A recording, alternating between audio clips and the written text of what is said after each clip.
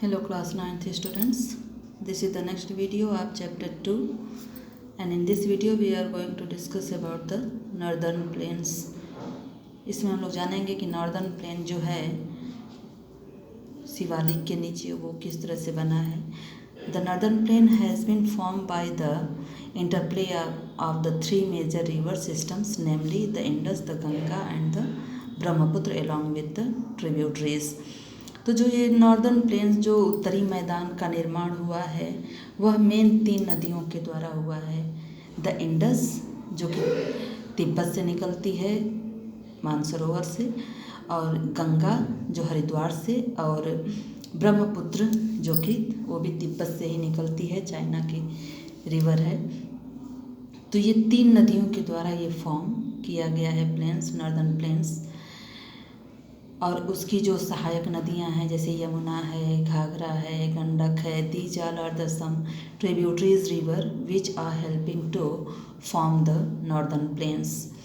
चूँकि ये मिट्टियाँ जो हैं नदियों के द्वारा लाई हुई हैं and that is why these the soils are very एलुएबल सॉइल।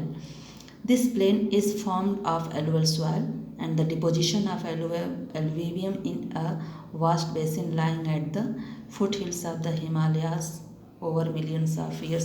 तो ये बहुत लाखों सालों में यह मैदान तैयार हुआ नदियों के द्वारा, जो हिमालय से नदियाँ निकलती हैं उनके द्वारा जो लाए हुए मिट्टी बालू के वजह से वो जो खाली जगह था टेथिस सागर के उठने की वजह से जो बीच में खाली जगह हो गया था वो डिपॉजिट होता गया और जिसकी वजह से वहाँ पर एक मैदान का निर्माण हो गया। फॉर्म्ड दिस फर्टाइल प्लेन, और चूँकि वो मिट्टी बहुत ही फर्टाइल होती है इसलिए that place is very important for the growing crops. It spread over an area of 7 lakh square kilometre, इतने में यह फैला हुआ है। And the plain being about 2400 kilometre long and 240 to 320 kilometre broad, ये इतनी इसकी लंबाई और चौड़ाई है। is a densely populated physiography division and with a rich soil cover combined with adequate water supply and favorable climate, it is agriculturally a very productive part of India। तो अगर भारत के दृष्टिकोण से देखा जाए स्पेशली जो नॉर्दर्न पार्ट है India का, उसके हिसाब से this part of the India is very very productive part in the sense of the agriculture. तो एग्रीकल्चर के सेंस से this part is very important for the India to grow the crops because this is the fertile land.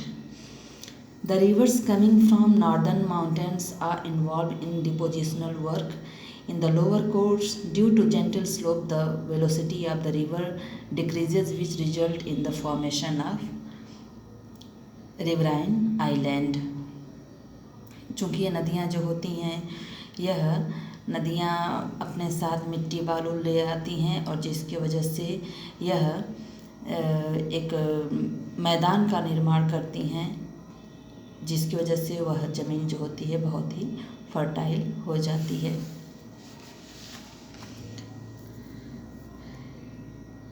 यहाँ पर एक दिया है question कि Majuli in the Brahmaputra river is the largest inhabited riverine island in the world. तो ब्रह्मपुत्र नदी के द्वारा ये माजुली जो है विश्व का सबसे बड़ा द्वीप है जो आसाम में है, और ब्रह्मपुत्र नदी जो है उसमें उसके बीचों बीच में यह द्वीप स्थित है। तो यह द्वीप जो है ब्रह्मपुत्र नदी के द्वारा लाई हुई मिट्टियों के द्वारा बनाया हुआ आइलैंड है और यह विश्व का सबसे बड़ा आइलैंड है माजुली द्वीप। The river in their lower course split into numerous channels due to the deposition of silt। These channels are known as distributaries। जो सहायक नदियाँ होती हैं तो यही मेन नदियों के द्वारा ही वो नदियाँ, चूँकि नदियाँ जब प्रवाहित होती हैं तो जो रास्ते होते हैं, तो अगर रास्ते रग्ड वे हैं या उबड़ खाबड़ रास्ते हैं तो नदियाँ जो हैं वो कई भागों में डिवाइड हो जाती हैं और उन्हीं डिवाइडेड पार्ट को हम डिस्ट्रीब्यूटरीज कहते हैं, क्योंकि वो नदियाँ अब गंगा की ही बहुत यमुना नदी जो है वो that is also the part of the Ganga की ही पार्ट है। अलग हो जाती हैं धाराएं और वही धाराएं अलग अलग नामों से बोली जाती हैं और वही नदियाँ उनकी सहायक नदियाँ होती हैं। The northern plain is broadly divided into 3 section. अगर हम नॉर्दर्न प्लेन की बात करें तो 3 सेक्शन में डिवाइड है। The western part of the northern plain is referred to as the Punjab plain. तो जो सिंधु नदी के द्वारा बनाया गया प्लेन्स है, जिसमें पंजाब, हरियाणा, दिल्ली, ये सब जो क्षेत्र जिसमें आते हैं तो वो नॉर्दर्न प्लेन्स है, और कुछ पाकिस्तान के भी पार्ट हैं उसमें। तो वो जो पार्ट होता है वो पंजाब प्लेन्स कहा जाता है, जो सिंधु नदी के द्वारा बनाया हुआ प्लेन्स है। Form by the Indus and it's tributary. उसके इन सिंधु नदी और उसकी जो और सहायक नदियाँ होती हैं उनके द्वारा बनाई हुई नदी हैं वो। फिर इसके बाद आपका दिया हुआ है कि the larger part of the plain lies in Pakistan. तो सिंधु नदी के द्वारा जो बनाया गया मैदान है वह इसका पंजाब प्लेन जो कहा जाता है, तो पंजाब प्लेन्स का मैक्सिमम हिस्सा जो है वो पाकिस्तान में स्थित है। And the Indus and it's tributaries the Jhelum, the Chenab, the Ravi, the Vyas and the Sutlej originate in the Himalaya. तो ये सारी नदियाँ जो हैं वो हिमालय से ओरिजिनेट हैं, जो इस सिंधु नदी की सहायक नदियाँ हैं। And this section of the plain is dominated by the doab, और इसको दोआब कहा जाता है। दोआब मीन्स होता है is made up of 2 word. दो मीन्स होता है दो एंड आब मीन्स होता है वाटर। तो similarly Punjab is also made up 2 words. पंज मीनिंग होती है 5 एंड आब मीनिंग होती है वाटर। तो पंजाब में जो 5 नदियाँ आती हैं जिसके नेम पर रखा गया है पंजाब, पंज मीन्स होता है 5 और आब मीन्स होता है पानी। उसी तरह से जो सतलज और सिंधु और सतलज के द्वारा जो प्लेन्स तैयार किए गए हैं उसको दोआब कहते हैं। The Ganga plain extends between Ghaghara and Teesta river. जो गंगा प्लेन का निर्माण यानी कि सिंधु नदी जो है वह पंजाब प्लेन्स का निर्माण करती है। जो यूपी का बिहार का क्षेत्र जो आता है उस प्लेन का जो निर्माण नदी करती है वो है गंगा, और उसकी ट्रिब्यूटरीज होती हैं गंगा और तीस्ता। यानी कि आपका हरिद्वार से लेकर के, उत्तराखंड से लेकर के और आप आ जाइए यहाँ तीस्ता रिवर यानी सिक्किम तक जो विस्तार है वह मैदान जो बना हुआ है, प्लेन्स जो फॉर्म हुआ है वह इन नदियों के द्वारा बना हुआ है। And it is spread over the state of north India, Haryana, Delhi, UP, Bihar, partly Jharkhand and West Bengal. तो इन क्षेत्रों को ये कवर करती हुई ये नदियाँ आई हैं। यहाँ पर मैप में दिया हुआ है, जैसे कि ये मैप में आपका है, ये तो आपका आ गया है पार्ट जिसमें पंजाब प्लेन्स है जो सिंधु नदी के द्वारा और उसकी सहायक नदियों के द्वारा ये बनाया हुआ प्लेन्स है, मैदान है। फिर ये नॉर्दर्न प्लेन बना हुआ है जो गंगा और तीस्ता नदी से, यानी कि ये शुरू हुआ है आपका हरियाणा से लेकर के और यहाँ पर आपका बिहार तक ये चला आया है। तीस्ता नदी ये सिक्किम है और सिक्किम से तीस्ता नदी निकलती है और ये उसकी सब सहायक नदियाँ हैं, कोसी रिवर है, गंडक रिवर है। तो इन नदियों के द्वारा इस प्लेन का निर्माण किया गया है जिसको नॉर्दर्न प्लेन कहा जाता है। तो ये मैप में आपका दिया है तीस्ता नदी सिक्किम से और गंगा नदी उत्तराखंड से निकलती हैं। उत्तराखंड यहाँ से ये नदी का आगमन होता है। चलिए देखा जाए। So like this plain has covered, और वेस्ट बंगाल, झारखंड भी यही इसी नदियों के द्वारा यहाँ पर भी ये प्लेन बनाए गए हैं पूर्व में जो स्थित है। Particularly in Assam lies the Brahmaputra plain. लेकिन जो आसाम प्लेन है वह जो प्लेन है वह किस नदी के द्वारा बनाया गया है, तो आपका आसाम आ जाएगा। यहाँ पर ये जो है आसाम है आपका, यहाँ ये अरुणाचल प्रदेश से आते हुए यहाँ से नदी ये जो है मुड़ जाती है और फिर ये चली जाती है आसाम होते हुए फिर ये बांग्लादेश चली जाती है।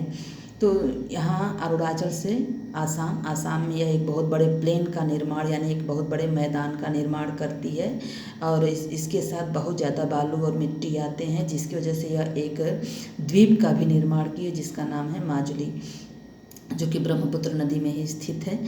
तो ये ब्रह्मपुत्र मैदान इसको कहा जाता है, आसाम के मैदान को, और ये ब्रह्मपुत्र नदी के द्वारा बनाया गया मैदान है। तो इस तरह से 3 भागों में 3 सेक्शन में डिवाइड किया गया है। पूर्वोत्तर में आसाम में जो प्लेन है जिसको ब्रह्मपुत्र प्लेन कहते हैं, that is made by the Brahmaputra river. और यहाँ जो हरियाणा से लेकर के बिहार तक जिस प्लेन का निर्माण किया गया है, नॉर्दर्न प्लेन जिसको कहते हैं, वो गंगा और तीस्ता रिवर के द्वारा और उसकी ट्रिब्यूटरीज नदियों के द्वारा किया गया है।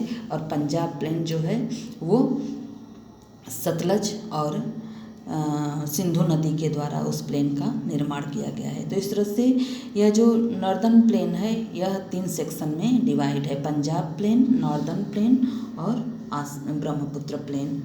तो through the map you understood that how this map has made. Now what has given? The northern plains are generally described as flat land with no variation in itself it relief, माने एकदम ये flat है, यहाँ पर कोई पहाड़ियाँ नहीं हैं, एकदम मैदानी इलाका है। And it is not true, लेकिन ये सही नहीं है। These vast plains also have diverse relief features, यहाँ पर भी कुछ ऊंचाइयाँ दिखाई देती हैं, एकदम पूरी तरह से सपाट नहीं है, यहाँ पर भी कुछ छोटे मोटे पर्वत दिखाई दे देते हैं। According to the variation in relief feature the northern plains can be divided into 4 region. हम नॉर्दर्न प्लेन्स को रिलीफ के अकॉर्डिंग 4 रीजन में डिवाइड कर सकते हैं। The rivers after descending from the mountains deposit pebble in a narrow belt of about 8 to 16 kilometer in width lying parallel to the slope of the Shivalik. तो यहाँ पर दिया है कि जो नदियाँ होती हैं वो अपने साथ कंकड़ पत्थर को भी लेकर के आती हैं, जिसके वजह से जब शिवालिक के नीचे नदियाँ वो उतरती हैं तो वो जो कंकड़ पत्थर होते हैं वो नीचे गिरते आते हैं और वो भी कुछ ऐसे क्षेत्रों का निर्माण करते हैं जिनसे कि वो अलग अलग क्षेत्र बन जाते हैं। जैसे कि यहाँ पर दिया है कि narrow belt of about 8 to 16 kilometre, यानी कि जो माउंटेन से नदियाँ निकली हुई हैं उनके द्वारा जो लाए हुए पेबल्स होते हैं वह एक पतला सा बेल्ट यानी एक पतला क्षेत्र बना देते हैं। करीब उसकी चौड़ाई होती है 8 to 16 किलोमीटर का, और line parallel to the slope of the Shivalik, और शिवालिक के बराबर ही वो फैले हुए होते हैं। It is known as Bhabar, इसको कहते हैं भाबर क्षेत्र, उसको भाबर यानी शिवालिक के नीचे जो बेल्ट है which width is 8 to 16 kilometre, this is just below the Shivalik, Shivalik के नीचे है। नदियों के द्वारा लाए हुए जो पेबल्स होते हैं उससे ही वो उस क्षेत्र का निर्माण होता है जिसको हम भाबर कहते हैं। All the streams disappear in this Bhabar belt. अब होता क्या है, चूँकि उसमें बड़े बड़े चट्टाने होते हैं, पत्थरें होते हैं, गोल गोल से पत्थर होते हैं, वो आकर उस क्षेत्र में डिपॉजिट हो जाते हैं जिसको हम भाबर बेल्ट कहते हैं। तो उसमें जो नदियों का जल होता है वो बिल्कुल क्या होता है, गायब सा हो जाता है, दिखता ही नहीं है, क्योंकि जल जाहिर सी बात है कि उस कंकड़ पर टिकेगा नहीं, पेबल्स पर टिकेंगे नहीं, तो जल क्या होंगे, नीचे चले जाएंगे। तो इसलिए यहाँ पर कह रहा है कि इस क्षेत्र में जल जो है नदियों के जो वाटर हैं दोज आर नॉट अपीयर, वो दिखाई नहीं देते हैं, those are disappear in this belt. In which belt, Bhabar belt.